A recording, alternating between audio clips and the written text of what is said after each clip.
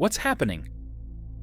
These were the last words spoken by the captain of the Lockheed Tristar liner, Robert Loft. A moment later, the plane crashed into the swamp of the Everglades National Park at a speed of 365 kilometers per hour, 30 kilometers from Miami Airport. There were 176 people on board. 75 survived, and there might have been more casualties if not for the crash witness, Robert Marquez, who rushed to the scene. He swam to the crash site and rescued several dozen surviving passengers. In the process, he sustained minor chemical burns to his face, hands, and legs from the spilled aviation fuel. During the crash, fuel leaked from the airliner's tanks. The aircraft did not burst into flames like a match, only because it landed in the swamp. One of the largest disasters in the history of U.S. civil aviation occurred around midnight on December 29, 1972. Eastern Airlines Flight 401 was en route from New York to Miami. The Lockheed Tristar was considered the most technologically advanced aircraft at the time. The airliner could land blindly, on autopilot. The equipment could recognize the runway in conditions of almost zero visibility. Technically, the plane had only been in service for 6 months. The aircraft commander, Robert Loft, was 55 years old and had worked for the airline for 32 years. Overall, the crew was experienced. The second pilot, Albert Stockstill, had about 6,000 hours of flight experience. The flight engineer, Donald Repo, who, according to colleagues, had a brilliant understanding of all the technical features of the superliner, had logged more than 15,000 hours. However, despite the crew's experience, a series of fatal coincidences led to a tragic outcome. The plane was already approaching Miami for landing, but at the moment the landing gear was extended. The pilot's attention was drawn to one important detail. During the approach, the light indicating the extension of the front landing gear did not come on. All the others lit up, but this one did not. This meant that either the light was faulty or the landing gear had not extended. The crew requested a go-around. The air traffic controller allowed them to climb to 600 meters and take a slightly westerly course towards the Everglades. While they were dealing with the problem, they engaged the autopilot. Flight engineer Repo descended into the compartment below the cockpit. From there, through a small window during the day, one could see whether the landing gear was actually extended or not. But in the pitch darkness, nothing was visible.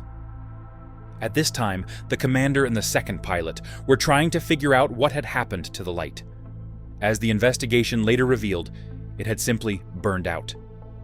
The commander and the second pilot became so engrossed in unscrewing the light that they literally forgot about everything else. In the cramped cockpit, they accidentally disengaged the altitude hold mode and then, probably bumping the yoke, began an unnoticed descent. At the last moment, the second pilot suspected something was wrong and asked, "Are we still at 600 meters altitude?" And then the captain noticed that the plane was descending.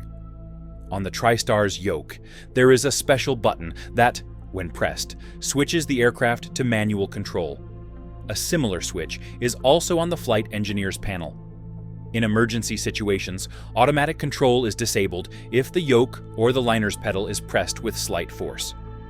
This is what happened with Flight 401. In this situation, the crew was also unlucky because this autopilot disengagement coincided with the setting of a descent course. Because if the yoke had been pulled back slightly, it would have gained altitude and the disaster would not have occurred. But in this case, it didn't turn out that way, and the gradual descent of the plane was noticed too late. At 23:42, the plane crashed and broke into several pieces. Most of the fatalities were in the middle section of the plane. The crew did not have time to prepare for a hard landing on water, did not have time to reduce speed or retract the landing gear. There are known cases like the Miracle on the Hudson, where passenger planes successfully land on water, and in principle, both passengers and crew managed to survive. On board the crashed plane were flight recorders. A technological novelty for the time, they significantly aided the investigation. It became known what the crew members were talking about a few seconds before the crash. The official cause of the disaster was pilot error.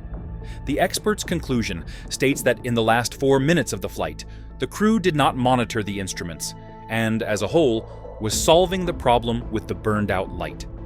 After this disaster and other similar incidents in the 1970s, many airlines began to conduct new standardized training to ensure that distraction from problem-solving did not affect the entire crew.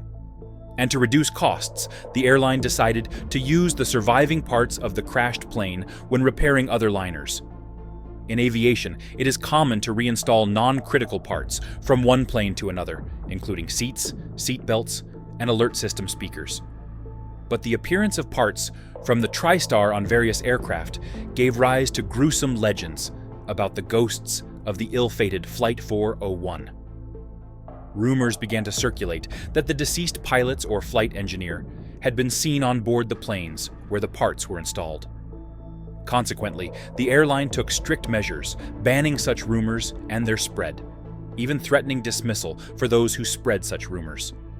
Eventually, the airline was forced to remove the parts from the crashed liner and no longer use them on other planes. The Lockheed Tristar is not the only plane to have crashed in the swamps of the Everglades National Park. On May 11, 1996, almost in the same place, a flight from Miami to Atlanta crashed. 110 people died in this disaster. 8 minutes after takeoff, a fire broke out in the cargo hold of the aircraft. As it later became known during the investigation, there were containers of chemicals there. This time, the cause of the disaster was the violation of regulations for the transportation of hazardous chemicals and explosive substances. Not only were they being transported on a passenger plane, but the airline also did not have a license to transport such substances. At the time of the Lockheed Tristar crash, Eastern Airlines held a leading position among the largest airlines in the country and was part of the Big Four. However, within the organization, a fairly strict personnel policy was in place. The airline paid its pilots the lowest rate in the industry, which at the time was $45,000 a year as a starting salary, and required them to pay up to $10,000 a year for training out of their own pockets. But in reality, pilots were paid on a piecework basis for each flight instead of a base rate. If a flight was canceled, pilots and flight attendants did not receive a salary, which increased the pressure on them and pushed them to ignore minor problems. In the late 1980s, Eastern Airlines faced financial difficulties. It could not compete with other companies that offered cheaper fares. In 1991, the aviation giant went bankrupt. If you enjoyed the video, don't forget to give it a like and subscribe to the channel. It really helps me out a lot. And please leave a comment below. I read every single one, and your feedback means the world to me. Thanks for watching, and I'll see you in the next one.